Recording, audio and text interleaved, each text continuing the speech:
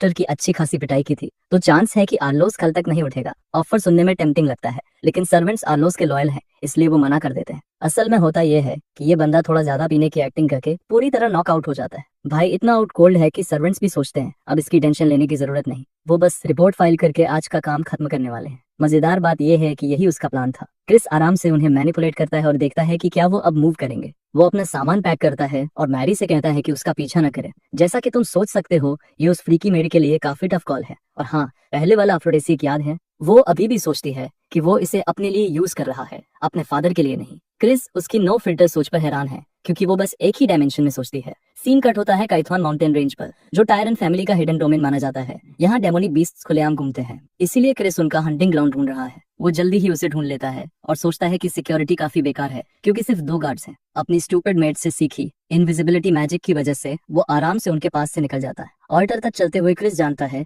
कि यहीं जमा हुई डार्कनेस अपने क्लाइमैक्स पर पहुंचती है। जगह उतनी ही स्पूकी है जितना उसने सोचा था। अब उसे डार्कनेस इकट्ठा करने का तरीका सोचना है। उसे उस डैम फरी के साथ हुई बातचीत याद आती है। गोल है कराजो को खुद अपनी जान लेने पर मजबूर करना। बीस्ट को इतनी एक्सट्रीम फियर में धकेलना है कि उसे डेथ ही एकमात्र एस्केप लगे। आने वाले कॉन्फ्लिक्ट में टेरर और जॉय के बीच एक परफेक्ट मोमेंट आएगा, जहां लाइट डार्कनेस में बदल जाएगी। इसीलिए टायरमन डार्कनेस हंट्स के जरिए बीस्ट्स कंट्रोल करता है। अभी क्रिस का असली गोल उनकी सीक्रेट टेक्निक चुराना है और अपने मिले अफ्रोडिसिएट मिक्स से कार्जो को फोर्सफुल फ्रेंजी में भेजना है। फिर वो डार्कनेस खुद के लिए चुरा लेगा, लेकिन उसके पास टेक्निक मास्टर करने का टाइम नहीं है, इसलिए वो दूसरा तरीका सोचता है। अचानक उसे एक डरावनी प्रेजेंस महसूस होती है। वो चौंक कर पीछे हटता है और सोचता है कोई आसपास है क्या। इस डरावनी जगह पर high level dark magic barrier cast है। उसकी आंखों के सामने गेहेन्ना की रिफ्ट है। गेहेन्ना डेमन्स और फाइंस का डोमेन है और वो हर तरह से डरावना है। यही वो जगह है जो ह्यूमन रियल्म से जुड़ी है। इससे क्रिस के दिमाग में एक आइडिया आता है। वो अपने परफेक्ट अफ्रोडिसिए को बेट बनाकर कुराजो को यहाँ ला सकता है। इस मेथड पर कन्विंस होकर उसे लगता है कि वो हंट पूरा कर सकता है, लेकिन जैसे ही वो मुड़कर जाने लगता है, ब्लड सकर अचानक सामने आ जाता है। वो यंग मास्टर की अब तक की हरकतों से इम्प्रेस और इंट्रिग है। उसने आर्लो के खिलाफ उसकी फाइट देखी थी और सर्वेंट्स के खिलाफ उसकी मैनिपुलेशन भी। अब बच्चा एक और एलाबोरेट स्कीम शुरू करने वाला था। ये ग्रैंड स्टूवर्ट को एक्साइट कर देता है। साइमन प्लान सोचते हुए गेहेन्ना की रिफ्ट को पकड़ता है, जिससे खून रिसने लगता है। रिफ्ट उसका नाम पुकारती है और शॉकिंग ट्विस्ट में उसे बेट्रायर कहती है। साइमन अपना मूव करता है। आखिरकार हंट का दिन आ गया है। आर्लोस अपने फैमिली का फ्लैग रिप्रेजेंट कर रहा है। क्रिस उसके सामने हाई एंड माइटी बनने पर उसे सुनाता है, जबकि वो पहले पिट चुका है। आर्लोस जवाब में उसे अनयूजेबल होली स्वॉर्ड लाने पर चिढ़ाता है, लेकिन क्रिस सोचता है कि उसी से पीटकर वेपन टेस्ट करना चाहिए। उनकी बहस तब खत्म होती है जब थर्ड प्रिंस टीम को कार्जो को ऑल्टर तक लाने का ऑर्डर देता है। वो चाहता है गार्ड्स और मीज उसके साथ चलें। इस दौरान क्रिस उस सीक्रेट बैग पर नजर रखता है जो उन्हें देख रहा है। वो ब्रैटी प्रिंस की मदद करने में खुश है और ऑर्डर पर बाकी का इंतजार करता है। मीज उससे चिढ़ जाता है और कहता है अगर नुइसेंस बनना है तो बैठा रहे। क्रिस खुशी से ऑफर मानकर दूर चला जाता है, जिससे मीज और गुस्सा हो जाता है। आर्लोस उसे कंट्रोल करता है और कहता है हंट पर फोकस करो। क्रिस को फ्लैग गार्ड करने को कहा जाता है, जैसे वो कोई स्काउंड्रेल हो। फिलहाल ये दुनिया का सबसे आसान टास्क है। वो मजे ले रहा है और जानता है चीजें उसके हिसाब से जा रही हैं। साथ ही उसने ग्रांटेन से डैगर और ऑर्ब भी ले लिया है। प्लान के मुताबिक वो आर्लोस और मीज को ऑब्जर्व करता है। उसे कार्जो की प्रेजेंस महसूस होती है जब वो बीडीआई बीस्ट आता है। पहली नजर में वो क्यूट लग सकता है। आर्लोस तैयार है और मैजिक रिचुअल रिलीज करता है उसे बाइंड करने के लिए, लेकिन टैंपरिंग के बावजूद कार्जो कंट्रोल में आने की बजाय एनरेज हो जाता है। थर्ड प्रिंस इस रिजल्ट के लिए तैयार नहीं था और जमीन पर पटक दिया जाता है।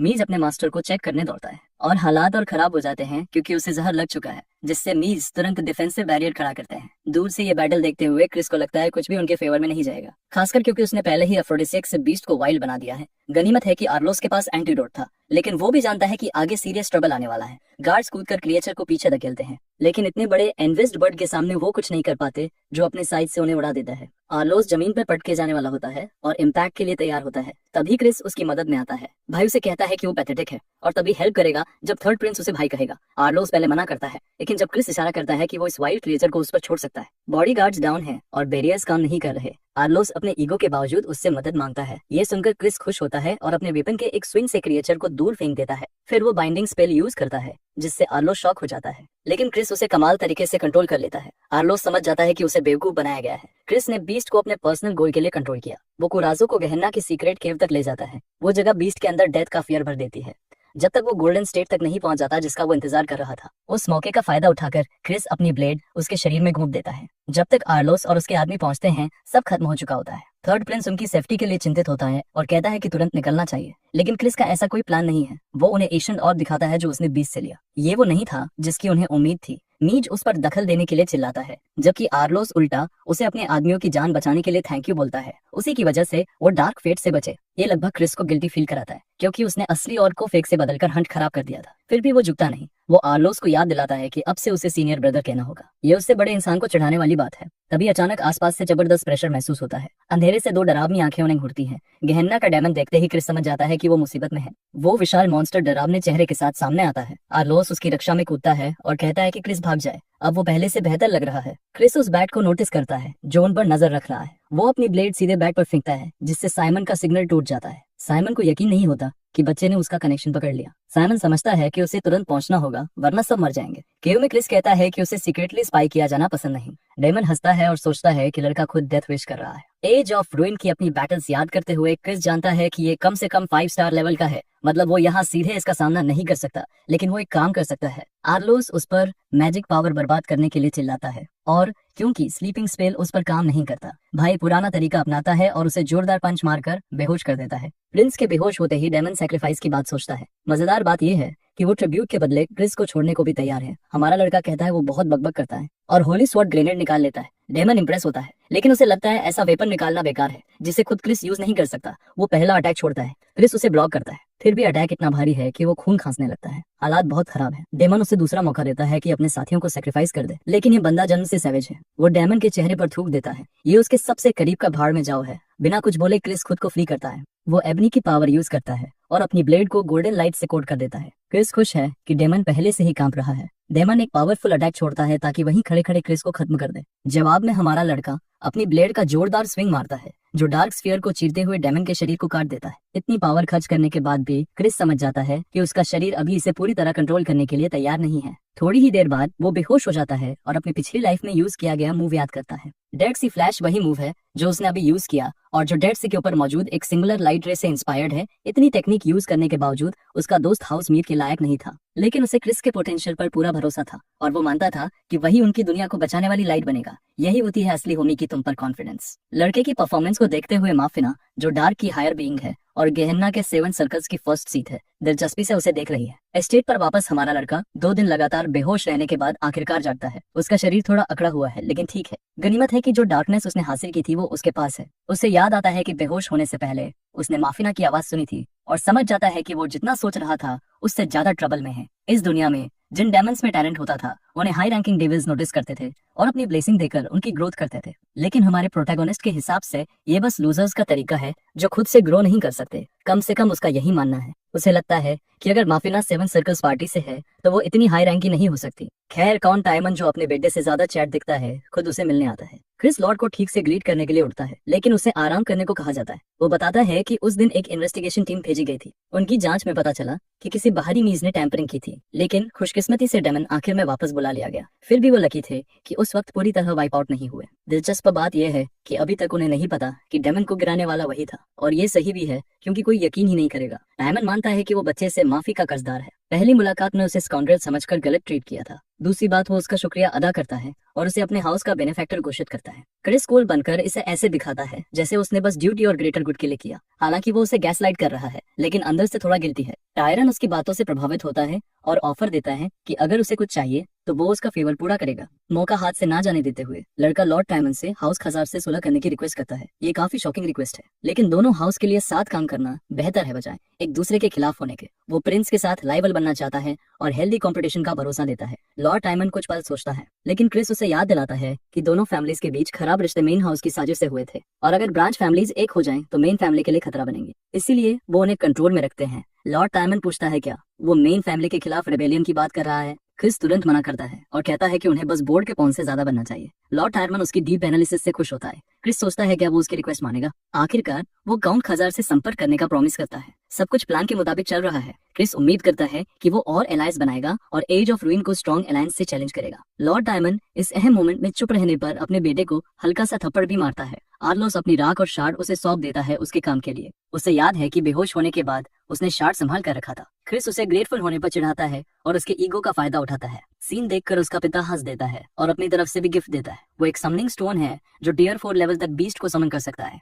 ये कोई मजाक नहीं है। क्रिस इसे सुपर रेयर आइटम कहता है। डायमंड डार्क सेरेमनी में उसकी पार्टिसिपेशन के लिए रिपोर्ट करने का इरादा रखता है। प्रोटैगोनिस्ट को सब कुछ मिल रहा है जो वो चाहता था। फादर और सन उसे आराम करने के लिए छोड़ देते हैं। क्रिस उस पर ध्यान देता है जो उस पर नजर रख रहा है और उसे बाहर आने को कहता है। ब्लड सकर साइमन खुशी से सामने आता है। उसे शौक है कि लड़के ने उसे नोटिस कर लिया, जबकि लॉर्ड टायरमन भी नहीं कर पाया। डार्क नीज प्लान का चीफ स्टुअर्ड उससे मिलने का इरादा रखता था। वो लॉर्ड नोवा के टॉप लोगों में से एक है। क्रिस को याद आता है कि यही ब्लड शैडो कॉर्प्स का मास्टर है। ब्लड शैडो कॉर्प्स एक पागल ग्रुप है जो कत्लेआम और टेररिज्म करता है बिना नतीजों की परवाह किए। उन्हें फर्क नहीं पड़ता कि सामने एम्पायर हो या लाइट फैक्शन। उनका लीडर 8 स्टार लेवल डेमन था जो एज ऑफ रूइन में 9 स्टार तक पहुंचकर 10वां डेमन किंग बना। यही बंदा उनकी मौत के करीब पहुंचने की वजह था। साइमन खुद डेमन किंग का असली खून है। वो यंग मास्टर की परफॉर्मेंस से इंप्रेस है। वो बताता है कि उसे पता है क्रिस ने खुद डेमन को खत्म किया। ये शॉकिंग है क्योंकि उसने सर्विलांस बैट मार दिया था। फिर भी ये बंदा सब जानता है। क्रिस अनजान बनने की कोशिश करता है, लेकिन तेज दिमाग स्टुअर्ड उसे बेवकूफ नहीं बनने देता। उसे याद है जब वो केव गया तो डेमन का एक भी निशान नहीं था, मतलब रिवर्स समनिंग नहीं हुई थी, और फाइनल ब्लो क्रिस ने दिया था। अब सवाल है कैसे। वो साफ कहता है कि ये बातचीत वो अपने मास्टर को रिपोर्ट करेगा। क्रिस पलटकर कहता है कि वो अपना ट्रम्प कार्ड एक्सपोज नहीं करेगा। साइमन के जोर देने पर भी वो कहता है कि वो अपने सीक्रेट्स एल्डर क्लैन हेड के लिए भी नहीं खोलेगा। साइमन उसे ऐसे बीस्ट की तरह देखता है जो अपने क्लॉज आखिरी तक छुपा कर रखता है। उससे वो और भी दिलचस्प लगता है। क्रिस उसे उसकी ही बातों में पकड़ लेता है। इरेजर और रिवर्स समनिंग में फर्क पहचानना आसान नहीं, इसलिए टायरन भी नहीं समझ पाया, लेकिन साइमन पूरे यकीन से इरेजर बोल रहा था। क्रिस सोचता है क्यों, आखिर वो सच उछाल देता है। डेमन को समन करने वाला खुद साइमन था और वो लॉर्ड नोआ को सच्चाई रिपोर्ट करने की बात करता है, क्योंकि इस इंसिडेंट में कई नोबल फैमिलीज खतरे में आई थी। फंसकर साइमन जिम्मेदारी लेता है, लेकिन क्रिस सच्चाई रिपोर्ट नहीं करता क्योंकि वो लॉन्ग गेम खेल रहा है और उसे कर्जदार रखना चाहता है। ब्लड सकर मुस्कुराता है और कहता है ये डील है। वो मानता है कि उसने दया दिखाई है। वो गायब हो जाता है और फिर मिलने की उम्मीद करता है। क्रिस समझता है कि ये एज ऑफ रूइन का बड़ा वेरिएबल है, इसलिए उससे अच्छा रिश्ता रखना जरूरी है ताकि आने वाला डार्क फ्यूचर बदला जा सके। सच कहूं तो मेन कैरेक्टर की हर चाल फ्यूचर प्लान के लिए इंटेंशनल है। मारिया वापसी की तैयारी पूरी कर चुकी है। उसे हैरानी होती है जब एलोइस पूछता है क्या वो जा रहे हैं। क्रिस उसे याद दिलाता है कि उसे वही टाइटल यूज करना चाहिए जो उसने दिया था, भले ही वो 2 साल छोटा है। एलोइस वार्निंग देने आया है। वो कहता है कि लोयन की स्कीम से सावधान रहे क्योंकि वही सेरेमनी में उसके खिलाफ था, खासकर क्योंकि क्रिस सिर्फ 2 स्टार मीज है। मेन फैमिली के पास बेस्ट एलिक्सर, स्ट्रॉन्गेस्ट टेक्निक और डेमंस की ब्लेसिंग है। अगर वो सावधान नहीं रहा तो उसे खत्म कर देंगे। लेकिन कॉन्फिडेंट जीनियस उल्टा एलोइस को चेतावनी देता है। वो कहता है कि अपनी भलाई के लिए आने वाली सेरेमनी में हिस्सा मत लेना। एलोइस गुस्से में आ जाता है क्योंकि उसे लगता है ये स्काउंडर डार्क मैजिक खुद के लिए रखना चाहता है। क्रिस ऐलान करता है कि डार्क सेरेमनी में जो भी सामने आएगा उसे कुचल देगा। इतना कहकर वो मैरी को चलने को कहता है और फिर से एलोइस को चेतावनी दोहराता है। काउंट खजा के घर पहुंचकर थोड़ा शॉक हो जाता है कि उसका भाई लौटते ही ट्रेनिंग के लिए चला गया। वो डार्क सेरेमनी तक अकेला रहना चाहता है। थॉर्न अपने भाई के पीछे दौड़ता है और उसी लंबे टाइटन से बुलाता है। वो प्रॉमिस निभाने के लिए ड्यूल जाता है। क्रिस उसके मिड टू स्टार लेवल तक पहुंचने से इंप्रेस है, लेकिन ट्रेनिंग के कारण मना करना चाहता है। उसे याद आता है कि उसका भाई भी डार्क सेरेमनी में भाग लेगा। वो ड्यूल को ट्रेनिंग के बाद तक टालने की सलाह देता है और प्रॉमिस करता है कि ज्यादा डिले नहीं करेगा। समझौता मानकर छोटा भाई चला जाता है। उसकी जिद उसे अपनी पिछली लाइफ के किसी की याद दिलाती है। कमरे में अकेला बैठकर वो समझता है कि रिचुअल तक पूरा 1 महीना है। वो एबनी ऑर्क को दांतों से काटता है और कड़वे स्वाद से चेहरा सिकोड़ते हुए बिस्तर पर गिर जाता है। उसकी डार्क एनर्जी उसकी सोच से भी ज्यादा कैओटिक है, लेकिन उसे हैरानी होती है जब उसी ऑर्क के अंदर लाइट एनर्जी की हल्की सी चमक महसूस होती है। वो सोचता है कि क्या कार्जो बीस्ट की इमोशंस ने उस ऑर्क पर कोई छाप छोड़ी थी, और साथ ही उसे ये भी समझ आता है कि डेमंस को एबोनी ऑर्क को एब्जॉर्ब करने में इतनी दिक्कत क्यों होती है। फिर भी उसे इससे फर्क नहीं पड़ता जब तक वो लाइट फोर्स के साथ एक नहीं हो जाता। आमतौर पर डेमंस इस तरह की एनर्जी को बर्बाद कर देते हैं, लेकिन वो किसी कीमती रिसोर्स को यूं ही जाने देने वाला नहीं था। आखिरकार वो सारी एनर्जी को अपने लाइट कोर में एब्जॉर्ब कर लेता है और वो पावर उसकी सेंस तक बदल देती है। क्रिस अपनी आंखें कसकर बंद कर लेता है जैसे प्रोसेस पूरा हो गया हो। सीन कट होता है लेडी आइडोलिन पर, जिन्हें उनके सर्वेंट ने एबोनी हंट की इन्वेस्टिगेशन रिपोर्ट सौंपी। वो क्रिस पर नजर रखे हुए थी, जिसने हंटिंग इवेंट के दौरान एक डेमन से भिड़कर सर्वाइव किया था। आधा महीना बाद जब क्रिश्चियन टायरामिन वाले झमेले से वापस लौटा तो थोर्न अपने बड़े भाई के कमरे में घुस पड़ा प्रॉमिस ड्यूल डे के लिए। जैसे ही लिल ब्रो अंदर आया, उसने अपने भाई की ऑरा में बड़ा बदलाव नोटिस किया। क्रिश्चियन को मजा आया कि छोटा भाई सुबह सुबह पिटाई खाने चला आया। लिल ब्रो तो एकदम साइलेंट। क्रिश्चियन की डोमिनेटिंग प्रेजेंस अब आधे महीने पहले वाली से कई गुना आगे थी। उसका वर्ड उसका बॉन्ड है। अगर थोर्न इतनी बुरी तरह पिटना चाहता है तो यह विश पूरी की जाएगी, लेकिन ड्यूल तभी होगा अगर वो अपकमिंग सेक्रेट डार्क राइट से हारने पर हाथ खींच ले। वो राइट ब्रूटल कॉम्पिटिशन है, वीकलिंग्स को दूर ही रहना चाहिए। वीकलिंग कहे जाने पर थोर्न भड़क गया और अपनी ब्लेड निकाल ली। जब लिल ब्रो भाई की केयर नहीं समझता तो क्रिश्चियन उसे पीट कर ही सबक सिखाएगा। थोर्न फुल कॉन्फिडेंस से चार्ज करता है और ऐसी पिटाई खाता है कि सीधे बेडरिडन हो जाता है। हीलर्स कहते हैं उसे आधा महीना बेड रेस्ट चाहिए, यानी इस साल का राइड आउट। क्रिश्चियन ने अपने डैड से थोर्न के साथ अकेले बात करने की इजाजत मांगी और काउंट ने कमरा खाली कर लिया। अभी थोर्न पाउट कर रहा है जैसे अलायंस का रोता बच्चा, जबकि फाइट के लिए खुद मरा जा रहा था। वो पूछता है बड़ा भाई अपने छोटे भाई की ग्रोथ से नफरत क्यों करेगा। उसके हिसाब से क्रिश्चियन हमेशा उसे मॉक करता है और डाउन देखता है। अब तो उसने लाइन क्रॉस कर दी और उसे जानबूझकर इतना घायल किया कि वो राइट से बाहर हो गया। क्रिश्चियन देख सकता है कि लिल ब्रो रोने वाला है तो वो साफ करता है दोनों एक ही पेज पर नहीं है। वो सख्ती इसलिए कर रहा है ताकि उसकी ग्रोथ तेज हो। इस साल उसके खिलाफ राइट में जाना बेवकूफी होती। वो हमेशा के लिए प्योर डार्क एनर्जी पाने का मौका खो देता। उसे सख्त होना पड़ा क्योंकि ये बच्चा बहुत जिद्दी है। सबसे जरूरी, प्योर डार्क एनर्जी थॉर्न के लिए सूट ही नहीं करती। उसके लिए ग्रे डार्क एनर्जी बेहतर है। जैसे लाइट की अलग अलग टाइप्स होती हैं वैसे ही डार्क की भी वेरिएंट्स होती हैं। प्योर डार्क एनर्जी सबसे हाई एट्रीब्यूट मानी जाती है। उसके नीचे है ग्रे डार्क एनर्जी, खासकर कर्स मैजिक के लिए। थोर ने खुद नोटिस किया होगा कि उसे कर्स मैजिक में एडवांस करना तलवारबाजी से आसान लगता है। क्रिश्चियन उसे ये नहीं बता सकता कि उसने फ्यूचर में उसे प्रोलिफिक कर्स मैच बनते देखा था, तो उसने स्पार्स के बहाने अफिनिटी का एक्सक्यूज बना दिया। प्योर डार्क पहले एब्जॉर्ब करना ग्रे डार्क मास्टर करने से पहले लॉन्ग रन में नुकसान देगा। हाँ, हाई एट्रीब्यूट के फायदे होते हैं, लेकिन थोर्न के केस में ये उसकी प्रोग्रेस स्लो कर देगा। तो इस साल राइट छोड़ना ही सही फैसला है। ये बड़े भाई की सच्ची सलाह है। थोर्न को ये दिल से महसूस होता है। क्रिश्चियन अपनी जेब से ऐश पिल निकालकर उसे गिफ्ट देता है। ऐश पिल्स बहुत कीमती होती है, लेकिन क्रिश्चियन तो पहले ही स्कैमर से स्कैम हो चुका था, तो कोई फर्क नहीं। वैसे भी वो इससे कहीं बेहतर चीज खा चुका था। थोर्न इमोशनल हो जाता है। वो गलत था कि उसने सोचा क्रिश्चियन सिर्फ बेवकूफ है, लेकिन अगर वो बदल सकता था तो माँ की डेथ बेड पर वो ऐसा एम्बिसाइल क्यों था। फिर भी उसे गिल्ट होता है। वो तब एक अलग इंसान था। कुछ दिन बाद डियर फैमिली का कैथेड्रल शाही गाड़ियों से भरा था। एक से बाहर आता है क्रिश्चियन वैन बैरन खजार। लंबी यात्रा के बाद उसे स्ट्रेच चाहिए। मीन फैमिली ने वॉब गेट तक नहीं खोला। पेडीनेस की हद। जब वो क्लैन हेड बनेगा ये बूढ़े पछताएंगे। अब वे पहुंच चुके हैं। मारी आजाद घूम सकती है। वो डेट इमेजिन कर रही है। Hearts fluttering. भले ही बैंशी के पास दिल नहीं। मेन फैमिली एक ही कंपेनियन लाने देती है। पैक्ट की वजह से मारी को ही लाना पड़ा। जैसे ही वो गाड़ी से उतरा सबकी फुसफुसाहट का साइलेंट टॉपिक बन गया। मारी ने उसकी रिनाउन की तारीफ की जो इंसल्ट जैसी लगी। हर डार्क राइड कैंडिडेट शॉक था कि खजार का गुफ फॉर नो बास्टर्ड को फैमिली के हेड बटलर ने पर्सनली वेलकम किया। साइमन उसे ऊपर से नीचे तक देखता है और उसकी तेज ग्रोथ से हैरान है। वो बताता है एल्डर क्लैन हेड खुद मिलना चाहते हैं। क्रिश्चियन को कोई हैरानी नहीं। पहला स्टॉप एल्डर क्लैन हेड का प्राइवेट स्टडी। वहाँ आंटी मैरियन भी है। इन दोनों की पावर को अंडरस्टेट नहीं किया जा सकता। जैसे ही बूढ़े की नजर उस पर पड़ी उसे घुटन महसूस हुई, जैसे कोई चींटी देवता की उंगलियों के नीचे कुचली जा रही हो। एल्डर क्लैन हेड जानबूझकर डार्क एनर्जी रिलीज कर रहे थे, लेकिन ये कोई ऑर्डिनरी नोब नहीं। काम सकता है, गिरेगा नहीं। दांत भींचकर वो फॉर्मल ग्रीटिंग देता है। ड्यूक बैरन, डार्क मैजिक लैंड के ग्रेट सोवरेन। जब पूछा गया कि सरप्राइज हुआ, वो कहता है कॉल एक्सपेक्टेड था। राइजिंग स्टार को इग्नोर नहीं किया जा सकता। एल्डर क्लैन हेड को जवाब पसंद आया। मैरियन और साइमन उसकी तारीफ करते हैं, लेकिन बूढ़ा अब भी पूरी तरह कन्विंस नहीं। टाइम बताएगा बीज सूखेगा या पेड़ बनेगा। क्रिश्चियन कहता है वो ऐसा सैपलिंग बनेगा जो हर एक्सपेक्टेशन पार करे। कम से कम वो ये गारंटी देता है कि निराश नहीं करेगा। थोड़ी देर बाद बूढ़ा मुस्कुराता है और उम्मीदें उस पर रखता है। रात आती है। सेक्रेट डार्क राइट की ईव का बैंक्वेट शुरू। घोषणा होती है। काउंट खजार का एल्डेस्ट सन क्रिश्चियन वैन बैरन खजार, वो रॉयल्टी की तरह चलता हुआ अंदर आता है। आज की गॉसिप एल्डर क्लैन हेड से उसकी मीटिंग। कुछ लोग शक करते हैं शायद वो कोई बॉय टॉय है। वो बुरा नहीं मानता। मारी तो उसके डिल्यूजन को और हवा देती है। और फिर क्रिश्चियन की नजर ड्रिंक सर्व करते सर्वर्स पर पड़ती है। आखिरकार असली बूज, घर वाले नॉन अल्कोहलिक झंझट से छुटकारा। दुर्भाग्य से सर्वर्स काफी स्ट्रिक्ट थे और अंडरएज ड्रिंकिंग को सख्ती से मना कर रहे थे। भले ही इन बच्चों में से ज्यादातर शायद पहले ही लोगों को मार चुके हों। अल्कोहल की जगह उसे फिर से जिंजर एले पर ही सेटल होना पड़ा। दोस्तों के साथ जीने का क्या फायदा अगर सब किरजाए हों और सिर्फ रूल्स के पीछे पड़े रहे। क्रिश्चियन तो लिटरली मिस्री में है। अचानक सबका ध्यान अगली बैच के गेस्ट के आगमन पर चला गया। क्लैन के यंग लॉर्ड्स और लेडीज। जैसे ही गेट खुले नोबिलिटी की हवा पूरे हॉल में फैल गई। 4 लोग ऑर्नेट फैब्रिक्स में सजे हुए अंदर आए और पूरा बैंक्वेट हॉल एक पल को रुककर उन्हें घूरने लगा।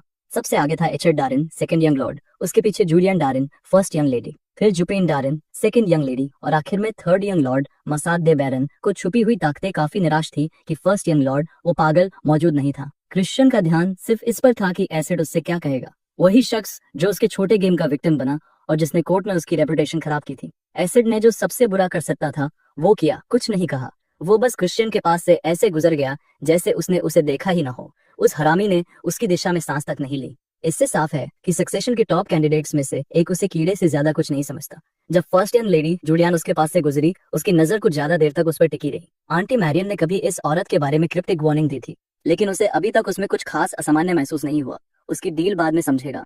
आज के लिए उसने काफी रिकॉन कर लिया है। जैसे ही वो अपने अकोमोडेशन की तरफ लौटने वाला था ताकि कल के लंबे दिन की तैयारी कर सके, एक बटलर उसके पास आया। उसने अपना नाम फोर बताया, यंग मास्टर लोएन का समनर। ये नाम सुनते ही क्रिश्चियन का चेहरा खट्टा हो गया। जब उसने पूछा क्या बात है, तो बटलर ने हिम्मत दिखाते हुए इशारा किया कि कोई अनवर्थी कैंडिडेट कल के सेक्रेट डार्क लाइट में घुस आया है। उसे चिंता है कि कोई under qualified participant unnecessary accident करा सकता है और ग्रेट डार्क लैंड का नाम खराब कर सकता है। ये साफ था कि ये बूढ़ा उसे अंडर क्वालिफाइड ट्रैश कह रहा है। जब टकराव हुआ, फोर ने इनकार तक नहीं किया।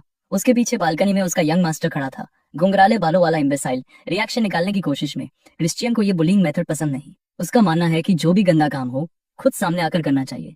फिर भी वो तय करता है कि कल राइड में इस बच्चे से हार्ट टू हार्ट करेगा। अभी के लिए वो इस डेयरिंग समंदर के साथ थोड़ा मजा करेगा, बिना वेपन निकाले। वो फोर को ताना मारता है कि अपने पार्टी ट्रिक्स, जिन्हें वो समनिंग कहता है, दिखाए। ऐसे डम्बास के लिए उसे स्टिक तक नहीं चाहिए। जैसे जैसे टेंशन बढ़ी, बैंक्वेट हॉल के लोग ध्यान देने लगे। ये कमोशन देखकर फर्स्ट यंग लेडी ने अजीब सी मुस्कान दी। कुछ ही सेकंड में गेस्ट सामने का नजारा देखकर फ्लैबरगास्टेड रह गए। फोर घुटनों पर था, बुरी तरह खुद को बचाने की कोशिश में, क्योंकि इविल स्पिरिट्स उसी पर टूट पड़ी थी। उधर क्रिश्चियन एक स्पिरिट को चेयर बनाकर बैठा था और दो और उसके सर्वेंट्स बने खड़े थे। सब दंग रह गए। ऐसा नजारा किसी ने पहले नहीं देखा था। फोर ने बिना वार्निंग इविल स्पिरिट समन की थी, लेकिन टारगेट को फाड़ने की जगह उन्होंने एक जेस्टर पर अपने ही समनर पर हमला कर दिया। उसने कंट्रोल इतनी तेजी से लिया जैसे चीट कोड यूज किया हो। उसे लोएन की विल भी फील हुई, जो इंटरफेयर करने की कोशिश कर रही थी, लेकिन कोई बड़ा मुद्दा नहीं था। घुंघराले बालों वाला हरामी शर्म से फटने वाला लग रहा था। सीधे तौर पर क्लैन के डायरेक्ट हेयर के लिए ये बहुत अनबीकमिंग था। बेहतर होता सीधे चैलेंज करता, ताकि ग्रीवेंस जल्दी खत्म होती। लेकिन लोएन ने शेमलेस तरीके से कहा कि अटैक से उसका कोई लेना देना नहीं। कोई बेवकूफ भी ये झूठ नहीं मानेगा जब उसका सर्वेंट जमीन पर पिट रहा है और अपने मास्टर की तरफ देख रहा है। इस ड्रामे से तंग आकर क्रिश्चियन निकल गया। सेक्रेट डार्क राइट में ही इनसे निपटेगा। कल उस कायर को मैनर्स सिखाएगा। और इस तरह सेक्रेट डार्क राइट का दिन आ गया। कैंडिडेट्स इकट्ठा हो चुके हैं, सब एंजाइटी में हैं। सब सिवाय क्रिस के। वो ऐसे दिख रहा है जैसे जबरदस्ती लाया गया हो और उसकी नींद खराब कर दी हो। कैंडिडेट्स में एलोइस टायरामिन भी था, उसे पहले ही वार्न किया गया था, लेकिन वो जिद्दी है। दोष भी क्या दे, सीक्रेट डार्क राइट अटेंड करना ऑनर की बात है। आखिरी कैंडिडेट आया, वही घुंघराले बालों वाला लोएन, ऑरा फार्म करने की कोशिश में। क्रिश्चियन तो बस मौके की तलाश में है, उसे जगह दिखाने की। जब सब इकट्ठा हो गए, सेबेस्टियन नाम का छोटा कद वाला वाइस बटलर सामने आया। आज वो उन्हें सेक्रेट ग्राउंड तक गाइड करेगा। उसने अपने स्टाफ का बट जमीन पर ठोका और स्पेस क्रम्बल हो गया। एक एंडलेस स्टेयरकेस नीचे डार्क वॉइड में उतरती दिखी। किसी ने नहीं सोचा था टेस्टिंग अंडरग्राउंड होगी।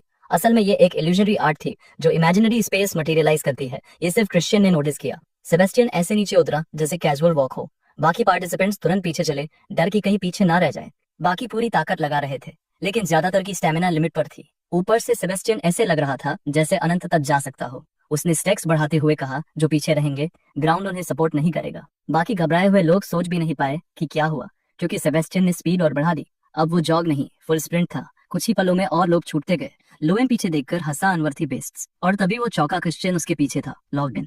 ये मॉन्स्टर पसीना तक नहीं बहा रहा, जबकि बाकी विल पावर पर चल रहे हैं। होम स्टेज पर पहुंचकर क्रिस ने लोएन को चिढ़ाया, all bark no bite dog, हाफता हुआ। डायरेक्ट हेयर होकर भी वो ये परफॉर्मेंस दे रहा है। इतने रिसोर्सेज मिले बचपन से। क्रिश्चियन के हिसाब से ये सब फुज हैं जो ब्रेन यूज किए बिना बॉडी को टॉर्चर कर रहे हैं। इल्यूजनरी स्पेस में ईमानदारी से भागना सबसे बेवकूफी भरा काम। सेबेस्टियन ने नोटिस किया, सिर्फ एक पार्टिसिपेंट ने प्रोसेस समझा। लगता है हायर अप्स पहले ही खजार फैमिली के यंग मास्टर की खबर दे चुके हैं। आखिर 4 लोग बचे, 3 हाफ रहे थे। क्रिस विलेन की तरह चिल। एलोइस समझ नहीं पा रहा वो कैसे अनस्केड है। लाइट एक औरत के रूप में बदली, जिसे कुछ लोग तुरंत मॉमी कह दे। ओरियो है सेक्रेट ग्राउंड की मैनेजर। आज यंग मास्टर्स और मिस्ट्रेसेस ग्रेट प्योर डार्कनेस पाने की कोशिश करेंगे, जैसे 3rd rank daemon king dark destroy ने किया था।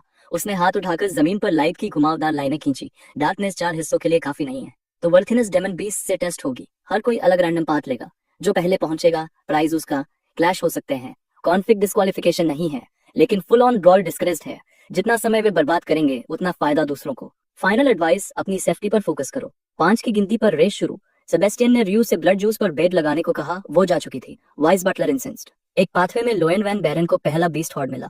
फ्लेम स्पिटिंग 4 आइड वॉल्स। उन्होंने हुआल किया और झपटे। लोएन ने हाथ पर डार्क एनर्जी कोड की, और कुछ ही सेकंड में मूव्स की चेन। हर वुल्फ के फिटल स्पॉट पर वार एक एक हिट में खत्म। उसने सही अंदाजा लगाया कि ये पिल्ले बस लो रैंकिंग 2 स्टार मैजिक क्रीचर्स हैं, ज्यादा से ज्यादा अपर 2 स्टार फेंड जैसे लोएन के सामने तो ये प्रैक्टिकली कैनन फॉडर है। फिलहाल वो ज्यादा इंटरेस्टेड है ये सोचने में कि क्रिश्चियन अपने चुने हुए पाथ पर कैसे पसीना बहा रहा होगा। रूल्स के मुताबिक हर पाथ की दूरी और ट्रायल्स बराबर रखे गए हैं फेयरनेस के लिए, लेकिन उस घुंघराले सिर वाले फ्रीक ने एक मेज को रिश्वत दी थी ताकि क्रिश्चियन के पाथ में और भी खतरनाक डेमन बीस्ट्स भरे जाएं। खजार का वो हरामी जरूर कुछ जानलेवा दुश्मनों से टकराएगा और उसकी ट्रेजिक मौत एक एक्सीडेंट लगेगी, क्योंकि सेक्रेट डार्क राइड के दौरान होने वाली हर मौत को अनअवॉइडेबल कैजुअलिटी माना जाता है। लोएन का प्लान आयरन नेकलैड होना चाहिए था। कुछ मिनट बाद लोएन सेक्रेट ग्राउंड के दरवाजे पर पहुंचा। आसपास कोई नहीं था, तो उसने अपनी जीत सेलिब्रेट करनी शुरू कर दी। उसे ये नहीं दिखा कि दरवाजे के पास कोई और खड़ा है। क्रिश्चियन तो काफी देर से यही लाउंज कर रहा था। वो तो लोएन के स्लो अस के आने का इंतजार करते करते बोर हो चुका था। ये मानते हुए कि उसका प्लान काम कर चुका होगा, लोएन कंफ्यूज हो गया। उसके मुंह से गलती से निकल गया कि क्रिश्चियन का पाथ तो कहीं ज्यादा स्ट्रॉन्ग मॉन्स्टर से भरा होना चाहिए था। लोएन सच में एक बेवकूफ बच्चा है जो अपना प्लॉट सीक्रेट भी नहीं रख सकता। क्रिश्चियन को पहले ही डिफिकल्टी लेवल में कुछ टैंपरिंग का शक था, तो क्यों ना कंफर्मेशन सीधे कल्प्रिट से मिले। लोएन ने हमेशा की तरह मेन फैमिली मेंबर वाला हाई एंड माइटी एटीट्यूड दिखाने की कोशिश की, लेकिन यहाँ वो काम नहीं चलेगा। वो चिल्लाया कि राइड के दौरान कैंडिडेट से क्लैश करना टैबू है और अपने फिस्ट में डार्क एनर्जी चार्ज करने लगा। डर्टी खेलने की कोशिश में वो आगे लपका और एक हैमेकर से क्रिश्चियन को नॉकआउट करना चाहा। क्रिश्चियन पीछे झुका, पंच हवा में गया। आंखें खुली रखते हुए उसने उस प्रिक की मैजिक कॉम्बैट आर्ट स्टडी की। ये एक ऐसी टेक्निक थी जो बेहद क्लोज रेंज पर पोटेंट मैजिक पावर एक्सप्लोर करती है, और चाहो तो इससे जॉइंट्स भी स्नैप किए जा सकते हैं। पहला अटैक मिस होने के बाद लोएन ने ब्रेकनेक स्पीड से रैंडम पंचेस बरसाने शुरू कर दिए। वो अपनी अटैक रेट लिमिट तक धकेल रहा था, लेकिन क्रिश्चियन तो स्लिपरी रैट बनकर खेल रहा था। आखिरकार खजार का हरामी जैसे गार्ड ड्रॉप करता दिखा और एक ओपनिंग बन गई। अमेच्योर होने के नाते लोएन फंस गया। जैसे ही वो क्लोज इन हुआ, क्रिश्चियन ने ट्रैश टॉक करते हुए उसे आसानी से फंसाया। फॉल्स ओपनिंग का चारा और तुरंत एक आर्म ग्रैब। उसने अहंकारी यंग मास्टर की मोमेंटम उसी के खिलाफ मोड़ दी और आर्म पर प्रेशर बढ़ाया। मुस्कुराते हुए उसने चेतावनी दी कि अपनी चीख जितना दबा सकता है दबा ले, क्योंकि अगले कुछ मिनट हेलिश एग्नी होने वाले हैं। आर्मलॉक का प्रेशर धीरे धीरे बढ़ता गया जब तक जॉइंट्स के स्नैप होने की आवाज गूंज नहीं उठी। सेक्रेट डार्क ग्राउंड के सामने दर्द से भरी एक भयानक चीख गूंजी। कुछ घंटे बाद फाइनल फोर में से आखिरी शख्स हाफता हुआ पहुंचा। वो एलोइस था। उसकी हैरानी का ठिकाना नहीं रहा जब उसने फिनिश लाइन पर क्रिश्चियन को कैजुअली हाथ हिलाते देखा। बाकी सर्वाइवर्स उसके पैरों के पास बेहोश पड़े थे। क्रिश्चियन को चिढ़ थी कि एलोइस इतना अस निकला कि उसे इतना इंतजार करना पड़ा। चूंकि वे एक दूसरे को जानते हैं, वो उसे चॉइस देता है। खुद बेहोश हो गया, थोड़ी मदद चाहिए। स्थिति समझते ही एलोइस ने हथेलियों में डार्क एनर्जी जमा की। पिछली मुलाकात के बाद वो भी खाली नहीं बैठा था, लेकिन चाहे जितनी ट्रेनिंग कर लो, गॉड और एंड के बीच की गैप नहीं भर सकती। इन विक्टिम्स को यहाँ एल्डर्स के लिए छोड़ देना ठीक रहेगा। 5 साल बाद अलायंस के खिलाफ पहली ग्रेट वॉर छिड़ेगी। तब तक क्रिश्चियन को डार्क मैजिक क्लैन अपने कब्जे में चाहिए, और उसके लिए उसे ग्रीडी बनना पड़ेगा। सेक्रेट डार्कनेस का एक औंस भी किसी से शेयर नहीं कर सकता। अब जब कंपटीशन खत्म हो चुका है, प्राइज लेने का समय है। फेबर सेक्रेट डार्कनेस को अपने कब्जे में लेने का वक्त। एक फिएंड को ट्रू ट्रांसेंडेंट बनने की संभावना देने वाली पावर इस दरवाजे के पीछे है। अपने युवा काल में एल्डर क्लैन हेड ने 80% सेक्रेट डार्कनेस एब्जॉर्ब की थी। वो डेमन मोनार्क्स के युग में भी सबसे स्ट्रॉन्ग लाइफ फॉर्म्स में से एक बना। डार्क डिस्ट्रॉयर ने 90% से ज्यादा प्योर डार्क एनर्जी एब्जॉर्ब की और डेमन किंग बना। लॉजिक कहता है अगर 100% एब्जॉर्ब हो जाए तो क्रिश्चियन उन लीजेंड से भी ऊपर चला जाएगा। अगर वो इस ग्लोब को टेम कर ले तो डेमन एम्परर से भी आगे निकल सकता है। जैसे ही उसकी हथेली ने ग्लोब को छुआ, डार्कनेस की एक लहर उसकी नसों में दौड़ गई। बाहर क्लैन के हायर अप्स में हड़कंप मचा हुआ है। हर एक प्रोस्पेक्ट एलिमिनेट हो चुका है, यहाँ तक कि यंग मास्टर लोएन भी मौत के करीब पिटा पड़ा है। बूढ़े चमगादड़ों ने तुरंत नतीजा निकाला कि क्रिश्चियन ने कोई ट्रिक या बैन मैजिक टूल यूज किया होगा। उन्होंने थरो इन्वेस्टिगेशन की मांग की। तभी सेकंड यंग लेडी जुबेन बोली, उसे लगता है कि वो चीटिंग हरामी सेक्रेट ग्राउंड में घुस ही नहीं पाएगा। 2 दिन से बाहर नहीं आया, मतलब मर चुका है। कोई मानने को तैयार नहीं कि वो नॉन स्टॉप इतनी सेक्रेट डार्कनेस एब्जॉर्ब कर सकता है। एल्डर क्लैन हेड को भी लिमिट मिली थी अपने समय में। उन्हें नहीं दिखता कि क्रिश्चियन बेहतर कर सकता है। अगर वो जिंदा निकला तो वो खुद उसे मार देगी। जब उसके पिता अलायंस से लड़ते हुए मरे, लोएन और जुबेन को उनके अंकल काउंट लैंकम ने गोद लिया। उनकी क्लैन में पोजीशन पहले से हिल रही है। अब जब लोएन सीक्रेट डार्कनेस पाने में फेल हुआ, स्थिति और कमजोर होगी। कोई भी उसके भाई को सीरियस सक्सेशन कैंडिडेट नहीं मानेगा। जुबेन तय कर चुकी है, खजार का हरामी इसकी कीमत चुकाएगा। सर्वेंट्स भी सेक्रेट ग्राउंड में फंसे उस गुड फॉर नथिंग की बातें कर रहे हैं। कंसेंसस यही, वो मर चुका है, ब्रेडी होने की सजा मिली। उसकी मेड बैंशी मैरी बिना रुके इंतजार कर रही है। सर्वेंट्स मजाक उड़ाते हैं, मास्टर का भूत अब मेड के भूत से मिलेगा। उनकी बदतमीज बातों से चिढ़कर मैरी ने लगभग एक का सिर उड़ा दिया। वो इंतजार में बेचैन है, लेकिन किसी को उसका नाम खराब करने नहीं देगी। अगर और बकवास सुनी तो उन्हें घोस्ट पपेट बना देगी। असल में वो बस अपने मास्टर का चेहरा देखना चाहती है। जो आदमी लड़की को इंतजार करवाए वो कूल नहीं। उधर क्रिश्चियन अनंत अंधकार में तैर रहा है, सांस घुट रही है। वो 70% एब्जॉर्प्शन पर पहुंच चुका है। ये प्रोसेस उम्मीद से कहीं ज्यादा मुश्किल निकला, लेकिन वो हार नहीं मानेगा। 90% पर असली टेस्ट शुरू होगा।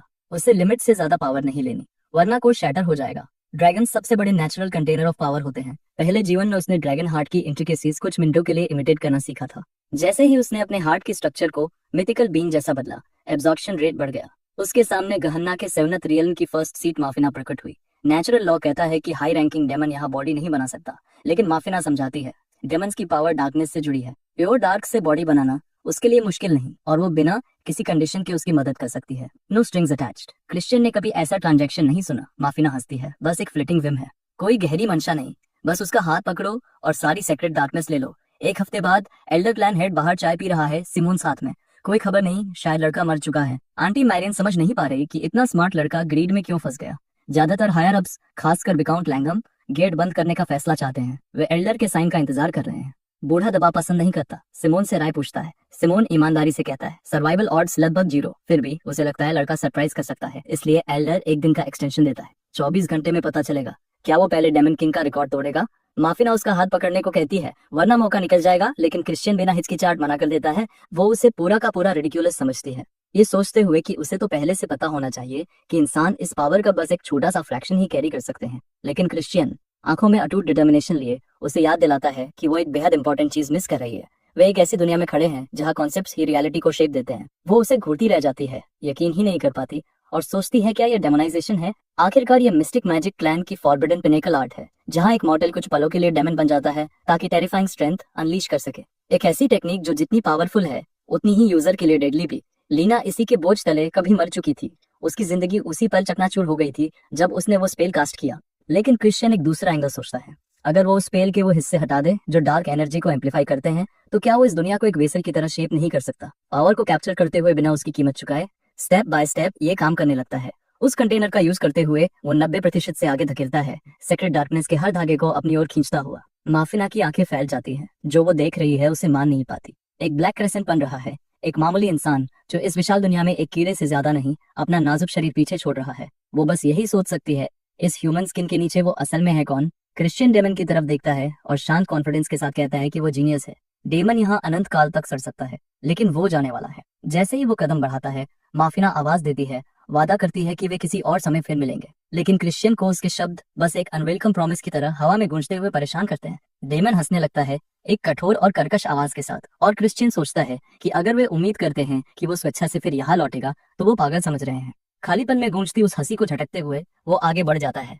बाहर निकलते हुए वो सोचता है कि वो यहाँ कितने समय से है। उसके हिसाब से करीब एक हफ्ता, और मेन फैमिली अब तक हाहाकार में होगी। उसके चेहरे पर एक छोटा सा स्मर्क उभरता है, जैसे कोई मजेदार ख्याल आया हो, और वो तय करता है कि ये एक छोटा सा प्रैंक खींचने का परफेक्ट मोमेंट है।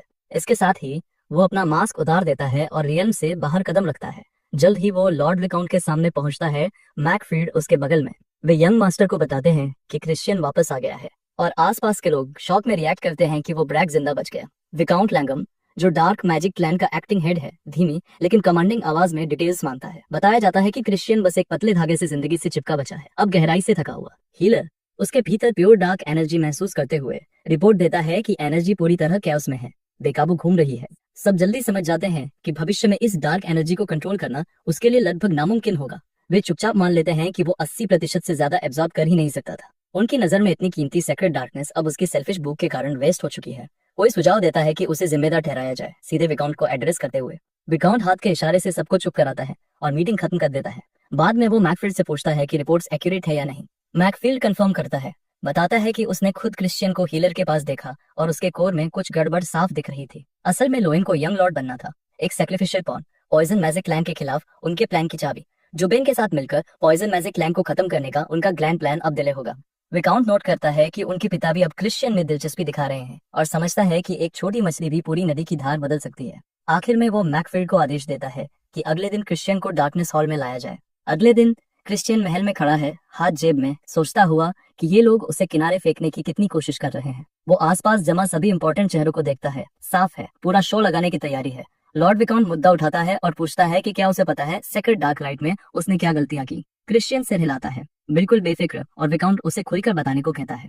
क्रिश्चियन कंधे उचकाता है और कहता है कि उसके पियर्स अपने dark magic clan blood line के लायक नहीं थे। सच कहूं तो उसे उन्हें और जोर से पीटना चाहिए था, बस मौका नहीं मिला। कमरे में कोई पूछता है कि क्या वे पियर्स अभी चल भी सकते हैं।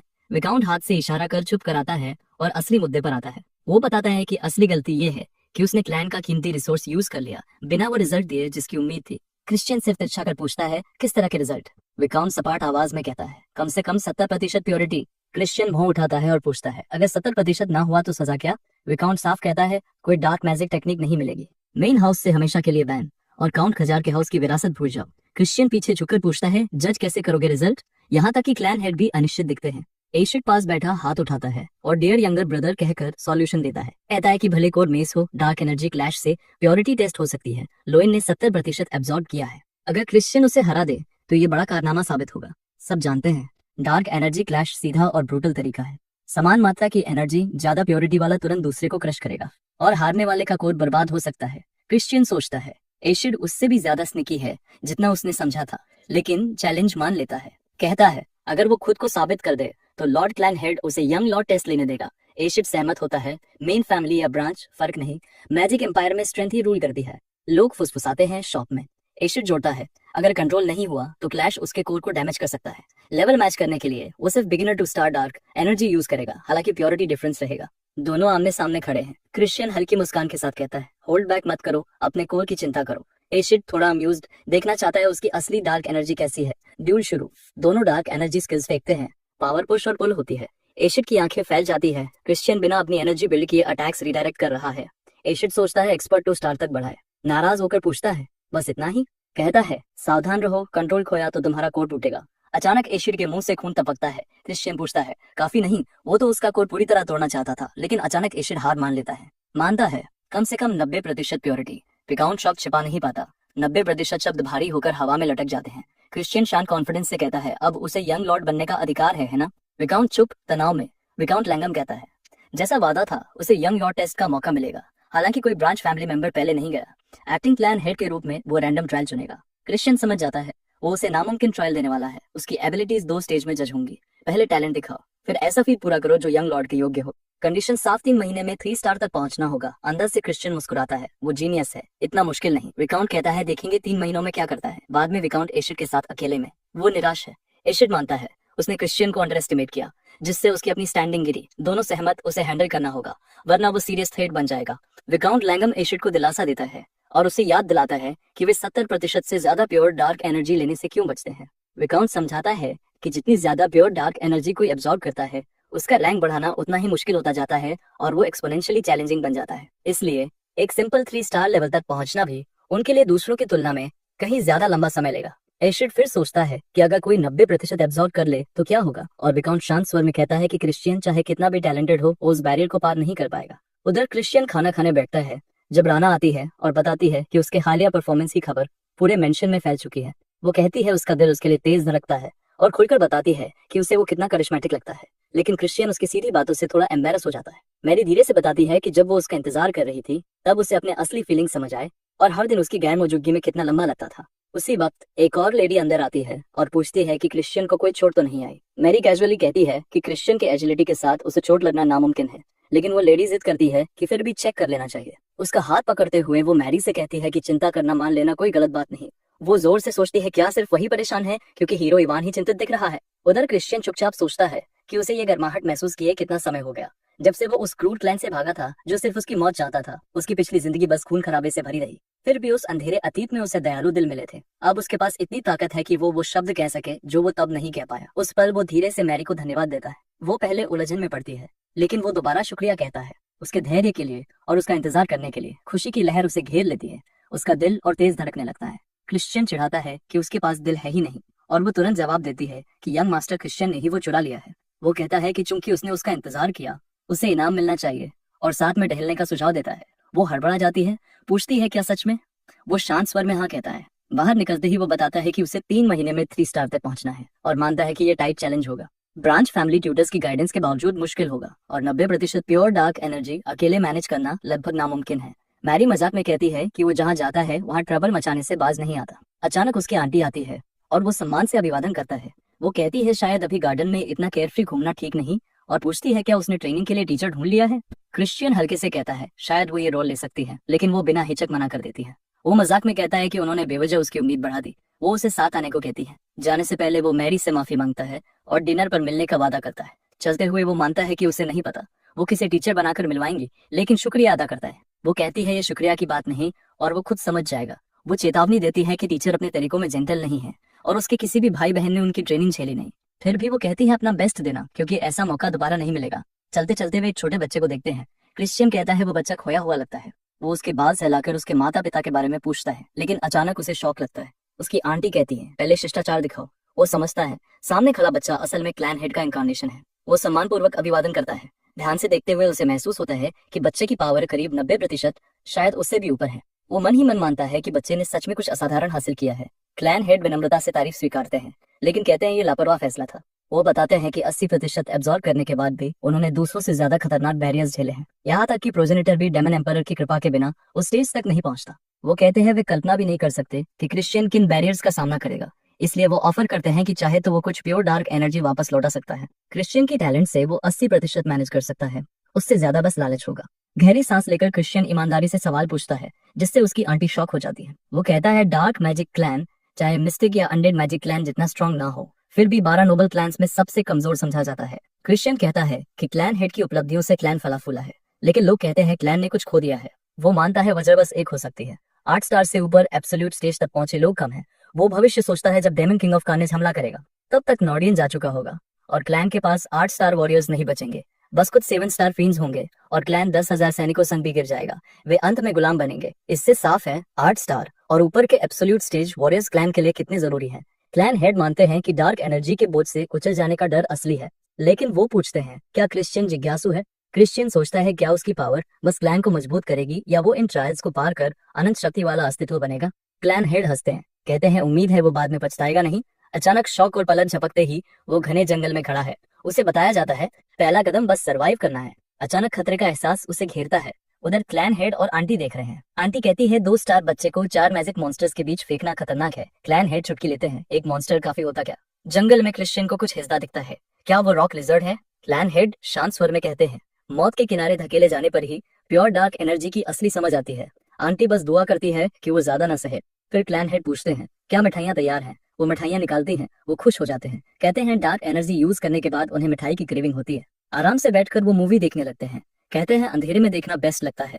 वो अपने पोते की ट्रेनिंग देखने को तैयार हो जाते हैं। उधर जंगल में क्रिश्चियन सिर्फ रॉक लिजर्ड ही नहीं बल्कि ट्विन हेडेड बेयर से भी भिड़ता है। उसे एहसास होता है एक भी हिट उसकी हड्डियां तोड़ सकती है। अचानक रॉक लिजर्ड जहर थूकता है। वो समझ जाता है एक गलती और जान गई।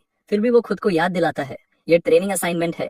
क्लैन हेड बिना हल दिए ऐसा चैलेंज नहीं देंगे। और उसी पल क्लैन हेड उसकी अनकही सोच का जवाब देते हैं। इस बार कोई क्लियर सॉल्यूशन नहीं है। क्रिश्चियन ये सब प्रोसेस करता है और सोचता है क्या क्लैन हेड चाहते हैं कि वो खुद ही जवाब ढूंढे और उससे कहीं ज्यादा ताकतवर मॉन्स्टर को हराकर खुद को साबित करे। लेकिन मैरियन धीरे से साफ कर देती है कि बात जवाब ढूंढने की नहीं है। क्लैन हेड बस देखना चाहते हैं कि क्रिश्चियन को कैसे इधर उधर पटका जाता है और वो दर्द को कैसे हैंडल करता है।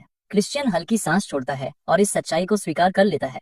वो तय करता है कि ऐसी चीज उसके लिए बस एक और छोटा सा चैलेंज है जिसे उसे क्लियर करना है। रॉक लिजर्ड और भालू से भिड़ते हुए क्रिश्चियन उनकी पागल स्पीड और फोर्स नोटिस करता है। फिर भी उसे लगता है कि इन्हें हराने का कोई न कोई तरीका जरूर होगा। कुछ ही देर में भालू उसकी तरफ बढ़ने लगते हैं। उधर जहाँ क्लैन हेड और मैरियन खड़े हैं, क्लैन हेड कमेंट करते हैं कि क्रिश्चियन में वाकई टैलेंट है। उसके मूव्स बाकी लोगों जैसे नहीं लगते। मैरियन सिर हिलाकर मानती है, लेकिन याद दिलाती है कि वो अभी भी बस एक बच्चा है। ये देखकर क्लैन हेड और उसकी आंटी दोनों शौक में जम जाते हैं। क्लैन हेड उत्सुकता से पूछते हैं उसने बीस्ट को कैसे पिन कर दिया। क्रिश्चियन समझाता है कि इस भालू के पास जबरदस्त ब्रूट स्ट्रेंथ और सॉलिड डिफेंस है। हालांकि उसने सीधे अटैक किया, लेकिन उसकी स्विफ्टनेस और मैजिक के प्रति लो रेसिस्टेंस ही उसकी वीक स्पॉट निकली। वो कहता है मौका मिलते ही उसने उसी पल उसके दिल में डार्क मैजिक इंजेक्ट कर दिया। इस समय एशिड क्लैन हेड की तरफ देखता है और सोचता है क्या ये डार्क डेथ है, वही मूव जो मास्टर अक्सर यूज करते हैं। जल्द ही क्रिश्चियन रॉक लिजर्ड का सामना करता है और समझता है कि अभी एक और बाकी है। लिजर्ड चार्ज करता है, लेकिन क्रिश्चियन तेज वार करता है। वो जहर उगलता रहता है और क्रिश्चियन समझ जाता है कि इस रॉक लिजर्ड के 3 स्टोन हार्ट्स हैं। जब तक तीनों एक साथ न रोके जाएं, ये रिवाइव होता रहेगा। जल्दी सोचते हुए वो समझता है शायद मेथड बदलने का टाइम है। वो आगे बढ़कर उसका दिल निशाना बनाता है। वो उसे ज्यादा मेहनत के बिना तोड़ देता है। ये देखकर एशिड इंप्रेस होता है और सोचता है ये डार्क डेथ का ही फॉर्म है। वो क्लैन हेड से कंफर्म करना चाहता है। क्लैन हेड साफ नहीं देख पाते और उसे साइड होने को कहते हैं। फिर वो मैरियन से पूछते हैं क्या उन्होंने ये सिखाया। वो शांत भाव से मना कर देती है।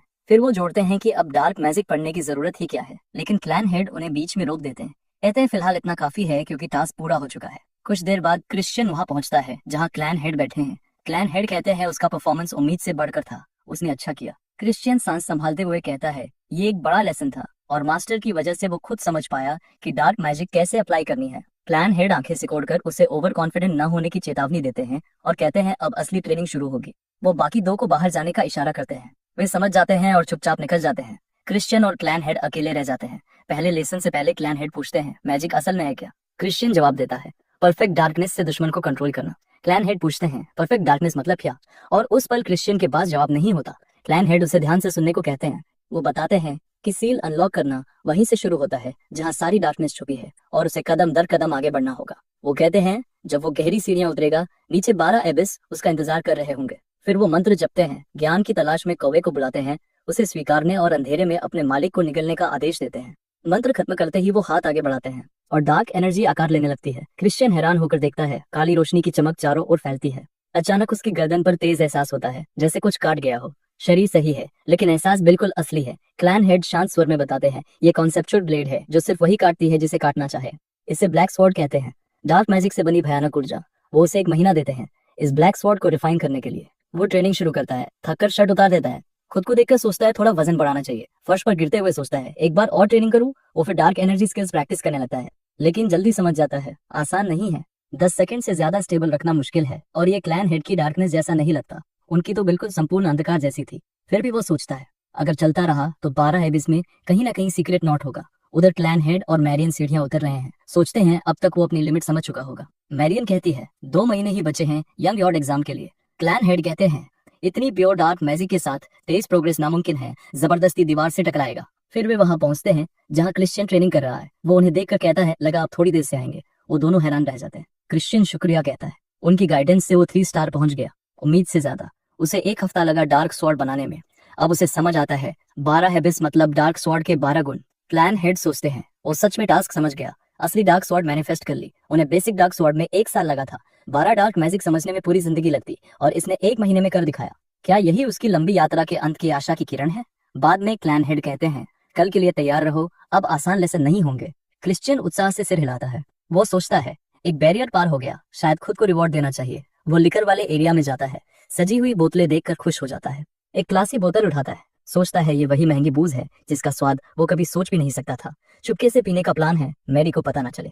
लेकिन जैसे ही उठाता है एक औरत आकर कहती है दिन में पी रहे हो। वो उसे पहचान नहीं पाता, बस नोटिस करता है 3 स्टार रैंक म्यूजिशियन की आबा है। आंखों के रंग से समझता है ये डार्क म्यूजिशियन लाइनस से नहीं है। वो चिढ़ जाती है कि वो उसे पहचान नहीं पा रहा।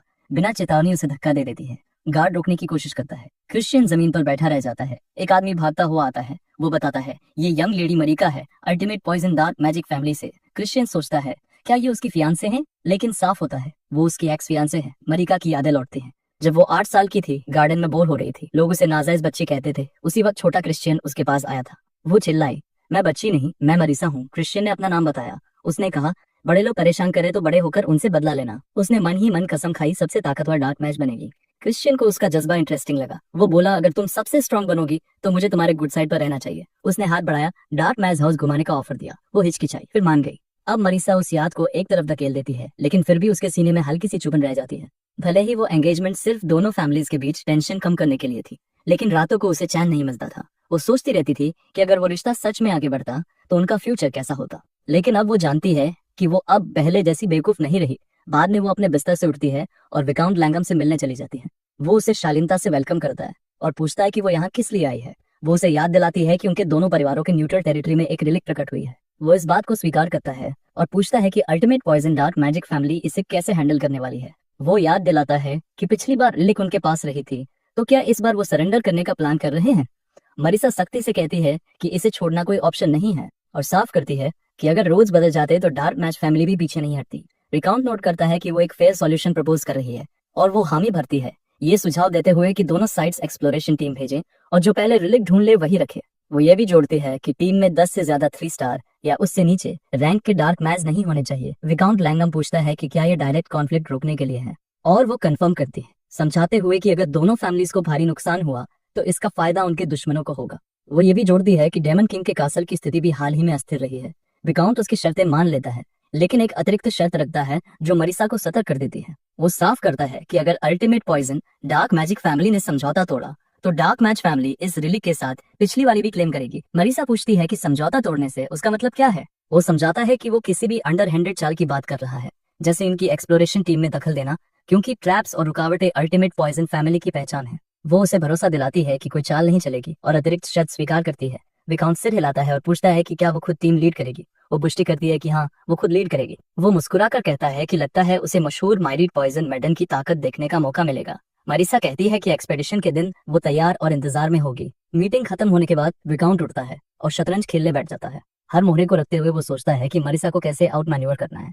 उसे एहसास होता है कि ये एक्सपेडिशन काफी एक्साइटिंग और सस्पेंसफुल होने वाली है। 2 महीने यूं ही फिसल जाते हैं और मौसम धीरे धीरे बदलने लगता है। साथ ही वो नोटिस करता है कि उसके आसपास के लोग भी बदल रहे हैं। कुछ लोग अजीब व्यवहार करने लगते हैं, जैसे उनके भीतर पिछले जन्मों की यादें और छिपी भावनाएं जाग रही हों। जो प्रतियोगिता हारते हैं वो एक एक कर चुपचाप गायब होने लगते हैं। कुछ लोग जलन में छाया में तैयारी करने लगते हैं, सही वक्त के लिए हथियार तेज करते हुए, और कुछ बेहद सावधानी से कदम रखते हैं। साफ है कि वो आने वाले समय की योजना बना रहे हैं। बाद में क्रिश्चियन विकाउंट लैंग के रेजिडेंस की ओर जाता है। जल्द ही लैंगम अपने साथियों के साथ आता है और बिना देर किए घोषणा करता है कि अब सबको अपनी काबिलियत साबित करनी होगी। ये सुनते ही क्रिश्चियन तय करता है कि वो अपनी ताकत दिखाएगा। सबके सामने वो अपनी तलवार हवा में घुमाता है, फोर्स और कंट्रोल के साथ साफ कर देता है कि उसकी स्किल कितनी बढ़ चुकी है। भीड़ में खड़ा रोवन ये वार देखता है और उसके दिमाग में तुरंत डार्क स्वॉर्ड का ख्याल आता है। वो निशब्द रह जाता है। क्रिश्चियन भीड़ के चेहरों को पढ़ता है और उनकी अजीब प्रतिक्रियाएं नोटिस करता है। उसे समझ आता है कि उसका डेमोन्स्ट्रेशन असर छोड़ गया है। फिर उसे क्लैन हेड की चेतावनी याद आती है, लैंगम को डार्क स्वॉर्ड की असली ताकत कभी मत दिखाना, और ये भी कि दूसरों से ज्यादा एब्जॉर्ब करने की बात कभी मत मानना। ये शब्द उसके दिमाग में गूंजते हैं और उसे एहसास होता है कि उसने आज वैसा ही किया, जितना दिखाना था उतना ही दिखाया। फिर भी लैंगम के चेहरे का शौक उसे अंदर से थ्रिल देता है। उसने सबको इम्प्रेस किया और असली पावर छिपा कर रखी। विकाउंट लैंगम ये सब देखकर फैसला करता है। वो अगले फेज सेकंड टेस्ट की घोषणा करता है। वो बताता है कि जल्द ही एक रिलिक लाने के लिए एजेंट्स भेजे जाएंगे, और चूंकि अल्टीमेट पॉइजन फैमिली भी शामिल है, अगर क्रिश्चियन सफल योगदान देता है तो उसे औपचारिक रूप से राइटफुल हेयर माना जाएगा। ये सुनकर क्रिश्चियन सोचता है, मिशन उम्मीद से आसान लग रहा है। उसे लगता है वो ये अकेले भी कर सकता है, लेकिन तभी लैंगम उसे रोक देता है। वो आदेश देता है कि वो प्रिंसेस जूलियन की यूनिट में शामिल होगा। ये सुनते ही पूरे कासल में शौक फैल जाता है। लैंगम जोड़ता है कि ये मिशन पहले रोवन के लिए था और अब ये क्रिश्चियन के लिए बड़ा सम्मान है। वो हॉल से बाहर निकलता है। उधर रोवन अपने पिता से कहता है कि क्रिश्चियन फिर गड़बड़ कर सकता है। पिता शांत स्वर में कहते हैं, चिंता मत करो, सब प्लान के मुताबिक होगा। वो रोवन से कहते हैं कि जब उसका वक्त आए तो तैयार रहे, लेकिन पिता की शांति रोवन को बेचैन कर देती है।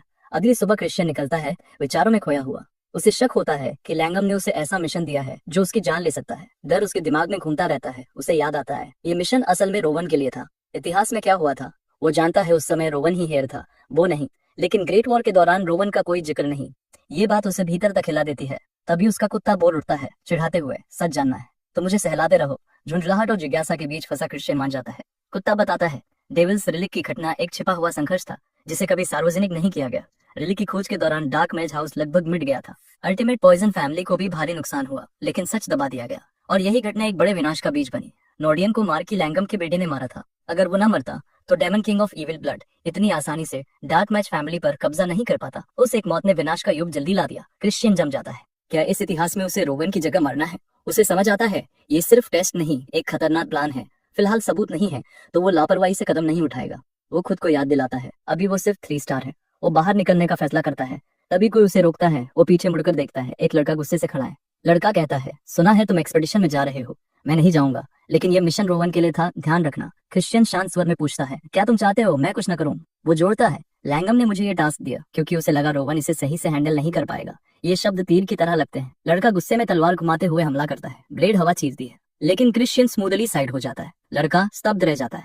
क्रिश्चियन शांत स्वर में कहता है, औपचारिकताएं काफी हो गई, हम एक दूसरे को पसंद नहीं करते। एक्सप्लोरेशन शुरू होने तक मैं सामने नहीं आऊंगा। फिर वो मुड़कर जाने लगता है, ये कहते हुए कि उसे और भी कामों की तैयारी करनी है। लड़का उसे दूर जाते हुए देखता है और आखिरी टिप्पणी फेंकता है, उसे सप्लाई प्रिपरेशन के लिए गुड लक विश करता हुआ।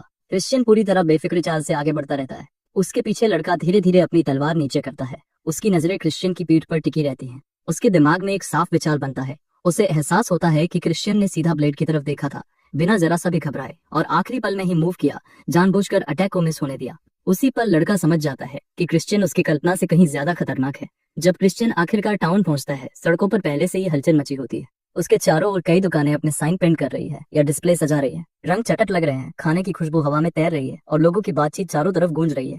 थोड़ी देर बाद वो एक स्टॉल से कुछ खाना उठाता है और आराम से खाने लगता है। कुछ ही पल में दुकान का मालिक भागता हुआ आता है, लेकिन क्रिश्चियन बिना हिचकिचाहट कुछ पैसे पकड़ाता है। उसके बाद एक हाथ में खाना पकड़े हुए वो आराम से चलता जाता है। चबाते हुए वो मन ही मन सोचता है कि उसे आखिरी बार असली मीट खाए कितना वक्त हो गया। रिलैक्स चेहरे के साथ वो मानता है कि अगर मुमकिन हो तो वो जिंदगी भर बस खाता और खिंचता रहे। चलते चलते उसे याद आता है कि एक खास शख्स की दुकान यहीं कहीं पास होनी चाहिए। अब भी चबाते हुए उसे अचानक पीछे कुछ महसूस होता है। उसकी इंस्टिंक्ट्स एक्टिव हो जाती हैं और वो सोचता है कि पहले पीछा करने वाले को झटकना बेहतर होगा। वो खुद से बड़बड़ाता है कि कितना झंझट है, खासकर जब पीछा करने वाले शायद मार्क लैंगम के भेजे हुए अंडरलिंग्स लगते हैं। लेकिन इससे पहले कि वो कुछ करे, अचानक कोई पीछे से उसका मुंह ढक देता है। उसकी आंखें फैल जाती हैं, दिमाग में शौक की लहर दौड़ जाती है। समझ ही नहीं पाता क्या हो रहा है। एक लड़की सामने आती है और उसे साइड की गली में खींच ले जाती है। उसका हाथ अब भी उसके मुंह पर है ताकि वो चुप रहे। वो गर्दन मोड़कर उसका चेहरा देखने की कोशिश करता है। समझ नहीं पाता वो कौन है या क्या चाहती है। आखिरकार वो हाथ हटाती है और बताती है कि कोई उसका पीछा कर रहा था,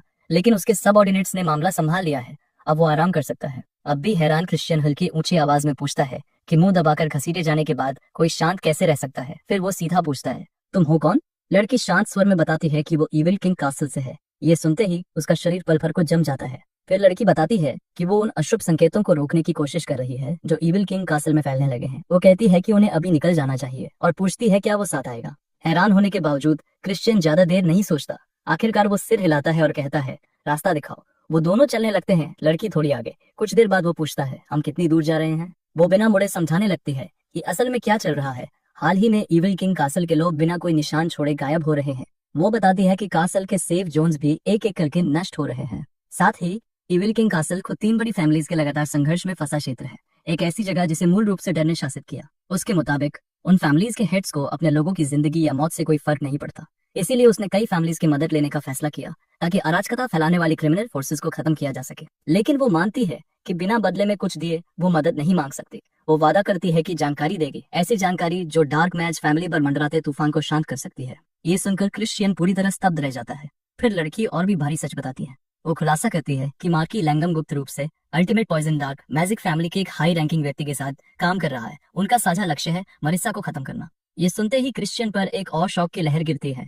उसे समझ नहीं आता कि उसके लोग और मरिसा दोनों टारगेट क्यों हैं। जब वो उसका मकसद पूछता है, लड़की आगे समझाती है। वो कहती है कि अगर इन घटनाओं से 27 फोर्सेस का संतुलन बिगड़ा तो इविल किंग कासल के रिंग लीडर्स और आक्रामक हो जाएंगे। आखिरकार ये अराजकता 12 डार्क मैच फैमिलीज के बीच संतुलन तोड़ सकती है। सबसे खराब स्थिति में ये एक बहुत बड़ी त्रासदी में बदल सकता है। इसलिए वो उसे चेतावनी देती है कि आने वाली रिलिक एक्सप्लोरेशन के लिए अच्छी तैयारी करें। साथ ही वो उम्मीद जताती है कि वो सुरक्षित रूप से यंग लॉर्ड बने, इतना मजबूत कि शांति बिगाड़ने वालों का सामना कर सके। वो मान लेता है कि उसका इंफॉर्मेशन नेटवर्क काफी व्यापक और ताकतवर होगा, फिर भी वो आंख बंद करके भरोसा नहीं करता। वो पूछता है मैं तुम पर भरोसा कैसे करूं जब कोई सबूत नहीं। अगर उसे सहयोग चाहिए तो उसे कुछ कोलेटरल देना होगा। उसके चेहरे पर झुंझलाहट चमकती है। क्रिश्चियन तंज कसता है। लगता है तुम्हारे पास देने को कुछ नहीं। लेकिन जैसे ही वो मुड़ने लगता है वो उसे रोकती है। दृढ़ चेहरे के साथ वो अपने कपड़ों से कुछ निकालकर उसे देती है। क्रिश्चियन की आंखें फैल जाती हैं। बिना एक शब्द कहे वो मुड़ जाता है, दिमाग सवालों से भरा हुआ। पीछे लड़की चुपचाप उसे देखती रहती है, चेहरा पढ़ना मुश्किल। फिर वो खुद की ओर देखती है और फुसफुसाती है। वो अपना असली रूप क्रिश्चियन को क्यों नहीं दिखा सकती। पास खड़ा एक राक्षसी आकृति जवाब देता है, ये उसकी सुरक्षा के लिए है। अगर क्रिश्चियन खतरे में पड़कर उसका नाम ले ले तो हालात और बिगड़ सकते हैं। वो ये सुनकर हल्के से सिर हिलाती है और सच स्वीकार करती है। राक्षस कहता है फिलहाल इंतजार करो और देखो। वो उसे नाम से पुकारता है, एड्रिन। वो धीमे से जवाब देती है। उधर क्रिश्चियन दूर चलता जाता है, हाथ में वो कार्ड पकड़े जो एड्रिन ने दिया। उसके चेहरे पर हल्की मुस्कान आ जाती है। वो सोचता है कितनी किस्मत है, ठीक वक्त पर मिला। चलते हुए वो कार्ड ध्यान से देखता है। ये डार्क ऑक्शन हाउस का है, एक छिपा हुआ मार्केट जहाँ स्मगल्ड रिलिक्स और रेयर जानवर बेचे जाते हैं। उसे पता है ऐसे एक्सेस कार्ड सिर्फ वेरीफाइड नोबल्स या अमीरों को मिलते हैं। बिल्डिंग के पास पहुंचते ही यादें लौट आती हैं। अतीत में किसी के पास कार्ड नहीं था, अंदर घुसना हमेशा समस्या था। अचानक उसे नाम दिखता है, लिया डेओल्फमैन। ये नाम उसने कभी नहीं सुना। उसके विचार फिर एड्रिन की बातों पर लौटते हैं। मार्की लैंगम और अल्टीमेट पॉइजन फैमिली का गुप्त संबंध। उसके शब्द दिमाग में गूंजते रहते हैं। फिर भी वो खुद को याद दिलाता है अभी उसकी पहचान कंफर्म नहीं। पूरा भरोसा करना जल्दबाजी होगी, इसलिए वो तय करता है सावधानी और तैयारी जरूरी है। ऑक्शन बिल्डिंग पहुंचकर वो काउंटर पर जाता है और मैसेज पिजन भेजने की रिक्वेस्ट करता है। वर्कर जल्दी से सिर हिलाकर टूल्स देता है। क्रिश्चियन नाम लिखता है, पिजन पर बांधता है और उसे उड़ने देता है। उसे उड़ते देख वो मन ही मन सोचता है पहला कदम पूरा। गहरी सांस लेकर वो सोचता है क्या अब उस आदमी से मिलने का समय आ गया है। जब वो बिल्डिंग में घुसता है, इंचार्ज आदमी सामने आकर रास्ता रोक लेता है। बाहें बांधकर कहता है ये जगह तुम्हारे जैसे के लिए नहीं, निकल जाओ। क्रिश्चियन हाथ उठाकर कार्ड दिखाता है। कार्ड देखते ही आदमी का चेहरा बदल जाता है, शॉक और तुरंत माफी। दरअसल क्रिश्चियन के पास वीआईपी कार्ड है। स्टाफ तुरंत सम्मान से झुकने लगते हैं। मेन हॉल में पहुंचते ही वो देखता है काफी लोग पहले से मौजूद हैं।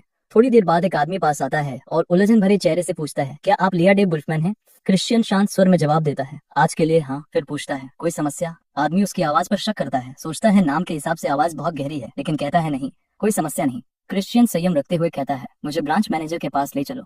आदमी हिचकिचाता है। क्रिश्चियन का स्वर सख्त हो जाता है, जल्दी करो। आखिरकार वो उसे शांत कमरे में ले जाते हैं और बैठने को कहते हैं। आदमी कहता है वो ब्रांच मैनेजर को बुलाएगा। क्रिश्चियन कमरे को ध्यान से देखता है। हर चीज अमीरी और स्टेटस दिखा रही है। वो सोचता है जैसा रुडोल्फ मर्चेंट ग्रुप से उम्मीद थी। उसे याद है ये group union dear merchant group के साथ काम करता है और सीक्रेट ब्लैक मार्केट भी चलाता है। इनका प्रभाव डार्क मैजिक एम्पायर की लगभग हर डिस्ट्रीब्यूशन रूट तक फैला है। अगर रुडोल्फ ग्रुप कुछ नहीं ला सकता तो कोई नहीं ला सकता। अचानक दरवाजा खुलता है।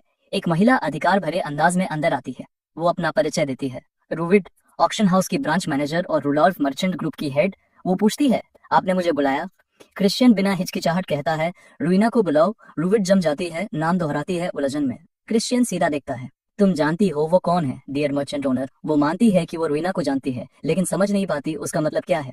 क्रिश्चियन शांत स्वर में कहता है, रोवेना पहले से यहाँ है। ये सुनकर वो और उलझ जाती है। क्रिश्चियन जोड़ता है, शायद आर्टिफैक्ट की ताकत की वजह से। फिर हल्की मुस्कान के साथ कहता है, लगता है हम अक्सर मिलेंगे। उसकी आंखें फैल जाती हैं, उसका भेष फीका पड़ने लगता है, असली चेहरा उभरने लगता है। वो घबराकर पूछती है, तुम्हें कैसे पता चला? क्रिश्चियन भीतर से मुस्कुराता है, अपने पिछले जीवन को याद करते हुए। उसे याद है उसने कितनी मुश्किलें दी थी। वो मन ही मन वादा करता है, सबका हिसाब होगा। अब वो खुलकर ताना मारता है, कमजोर कैमोफ्लेज वाले रिलिक के पीछे छिपी हो। हंसते हुए कहता है, इतना घटिया इफेक्ट कि तुम्हारा बड़ा चेहरा भी ठीक से नहीं छिपा। वो हाफती है, खुद को देखती है, कहती है रिलिक फेल नहीं हो सकता। अंदर ही अंदर क्रिश्चियन जानता है वो झूठ बोल रहा है। वो दोबारा चढ़ाता है, चेहरा बहुत बड़ा है, पूरा कवर नहीं हो पाया। रूविड का गुस्सा बढ़ता है। वो कहती है, वजह वो नहीं है, और फिर इशारा करती है, तुम असली लियाडे वुल्फमैन नहीं हो। वो अंदाजा लगाती है कि वो जरूर डार्क मैजिक एम्पायर में पहले से ही काफी मशहूर कोई शख्स होगा। वो उसे डांटते हुए याद दिलाती है कि उसने मेंबर्स ओनली वेन्यू में किसी और के नाम का इस्तेमाल करके एंट्री ली है, इसलिए उसे ऊपर से बात करने का कोई हक नहीं। क्रिश्चियन भौं उठाता है और पलट कर पूछता है, असल में किसने किसे धमकाया है? वो उसे चेतावनी देता है कि वो आसानी से अफवाहें फैला सकता है। ऐसी अफवाहें कि कोई union official dark magic empire में सीक्रेट बिजनेस कर रहा है। ये सुनते ही उसका कॉन्फिडेंस साफ हिलने लगता है। वो मुस्कुराकर जवाब देता है। कुछ ही देर में वो उसे कई आइटम्स देती है, ज्वेल्स, वैल्यूएबल्स और रेयर मटेरियल्स। वो उन्हें संतोष के साथ स्वीकार करता है। जैसे ही वो और चीजें तैयार करने मुड़ती है, क्रिश्चियन भीतर से काफी खुश महसूस करता है। उसे एहसास होता है कि अब उसके पास एक खास ड्रग फॉर्मूला के लिए जरूरी इंग्रेडिएंट्स जुटाने लायक सब कुछ है। उत्साहित होकर वो लगभग चिल्ला उठता है कि ये सारी मेहनत विनाश को रोकने के लिए है। वो खुद को याद दिलाता है कि भले ही ये हॉल उसकी ताकत को बहुत ज्यादा न बढ़ाए, लेकिन इतना जरूर है कि मार्क्विस लैंगम के एक दो बैकअप प्लान्स का काउंटर कर सके। इसके बाद क्रिश्चियन ऑक्शन हाउस से बाहर निकल जाता है। पास के ट्रेनिंग ग्राउंड से गुजरते हुए वो देखता है कि कई लोग एक दूसरे से स्पार कर रहे हैं। उनमें से एक उसे देखकर आवाज लगाता है और पूछता है, कहाँ जा रहे हो? वो उसे अब जबकि वो यहाँ है ट्रेनिंग ज्वाइन करने का न्योता देता है। क्रिश्चियन एक पल रुकता है और फिर हाथ हिलाकर मना कर देता है। वो कहता है कि इधर उधर घूमने से वो थक गया है और पूछता है, जब उसे सोल्जर की तरह लड़ने का इरादा ही नहीं, खासकर रॉय की तरह, तो ट्रेनिंग क्यों करे? इतना कहकर वो मुड़ जाता है और जाते जाते उन्हें ट्रेनिंग के लिए गुड लक कह देता है। एक ट्रेनी उसकी पीठ घूरता है और गुस्से में पीछे से चिल्लाता है, लेकिन तभी दूसरा व्यक्ति आगे बढ़कर उसके कंधे पर हाथ रखता है। वो उसे कहता है, जाने दो क्रिश्चियन को। वो समझाता है कि वैसे भी उसे इससे ज्यादा कुछ मिलने वाला नहीं, और अगर वो कोई ढंग का काम नहीं करेगा तो खुद ही पीछे रह जाएगा। वो क्रिश्चियन को दूर जाते देख बड़बड़ाता है, हैरान होता है कि इतना काबिल इंसान अपना फायदा यूं ही क्यों फेंक देता है। क्रिश्चियन हल्का सा सिर हिलाता है, जबकि रूविड सोचती है कि वो आखिर इन सब का इस्तेमाल कहाँ करेगा। वो उसे एक बैग पकड़ा देती है और वो मन ही मन उसे बेहद अनकल्चर्ड क्रिएचर कहकर सोचता है, लेकिन समझता है कि अभी नुक्ताचीनी का वक्त नहीं है। रूविड कहती है कि उसे अभी भी समझ नहीं आ रहा कि वो क्या प्लान कर रहा है, लेकिन बदले में उसकी पहचान गुप्त रखने की शर्त रखती है। वो लापरवाही से आश्वासन देता है और जोड़ता है कि वो फिर मिलेंगे, हालांकि वो मानती है कि अगली बार उससे मिलना वो पसंद नहीं करेगी। इसके बाद वो उसके नाम का जिक्र करता है और पूछता है, क्या उसे रूविड ही कहे या अब रोवेना बुलाए। वो सोचता है कि जल्द ही यूनियन और डार्क मैजिक एम्पायर दोनों चाल चलेंगे और शायद वो छिड़ सकती है। इशारा करता है कि कॉन्टिनेंट का पॉलिटिकल क्लाइमेट दिन ब दिन टेंस होता जा रहा है। अगर फुल ऑन वॉर छिड़ी और जड़ें सील हो गई तो या तो यूनियन गिरेगा या डार्क मैजिक एम्पायर, और ट्रेड आधा हो जाएगा। रूविड उसकी बात को खारिज करती है और कहती है कि वॉर बच्चों का खेल नहीं, लेकिन वो उसकी निश्चितता को चुनौती देता है और बताता है कि हाल में कैपिटल से जो अफवाहें निकल रही है वो इतनी भी बेबुनियाद नहीं। वो चुप हो जाती है, समझ जाती है कि इंपीरियल कैपिटल में तनाव सचमुच उबल रहा है। कई नोबल हाउस यूनियन के खिलाफ वॉर के लिए जोर लगा रहे हैं, और वो पूछती है, वो ये सब क्यों बता रहा है? क्या सच में उसे उम्मीद है कि एक साधारण मर्चेंट वॉर रोक देगी? और दावा करता है कि वो ऐसा फ्यूचर बनाएगा जहां वॉर ही ना हो। उससे उसकी बातें उलझी हुई लगती हैं, तो वो साफ करता है कि कोई भी force southern dark magic kingdom से गुजरे बिना नहीं जा सकती, जहां डार्क मैज फैमिली का कब्जा है। लेकिन अगर वो इस बार ड्यूक की पोजीशन सुरक्षित कर ले और आने वाले वक्त के लिए तैयार हो जाए तो सबसे बुरा टल सकता है और उसका ट्रेड प्रॉफिट आधा नहीं होगा। वो पूछता है, क्या वो ये ऑफर लेगी? साथ ही सोचता है कि उसकी आंखें कुछ नहीं छिपा रही और शायद उसमें इन्वेस्ट करना बुरा आइडिया नहीं।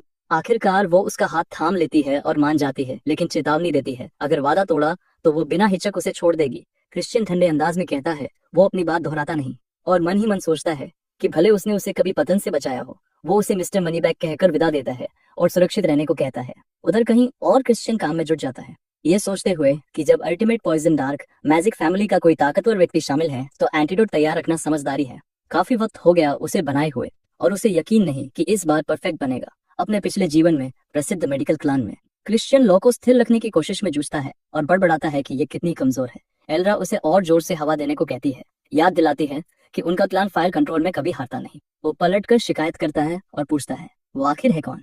जब डेमन किंग इविल ब्लड ने उसके क्लान को खत्म कर दिया था क्योंकि 7 महान एलाइड क्लान्स में उनका मेडिकल टैलेंट खतरा माना गया, एलेरा खुद भी डेमन किंग इविल ब्लड की तलवार से बच नहीं पाई और क्रिश्चियन लॉ को हवा देता रहता है, जबकि वो चुपचाप देखती है कि वो सिर्फ एक छोटी सी व्याख्या से उसके क्लान की दवा दोबारा बना रहा है।